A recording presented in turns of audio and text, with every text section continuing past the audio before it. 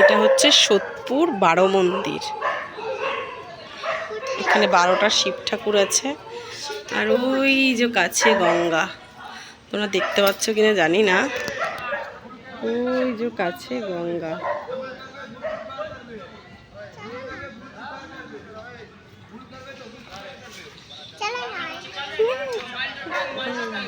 ছেলেরা আছে। কোথায় দেখা? কি দেখাবো? এটা কে করছে?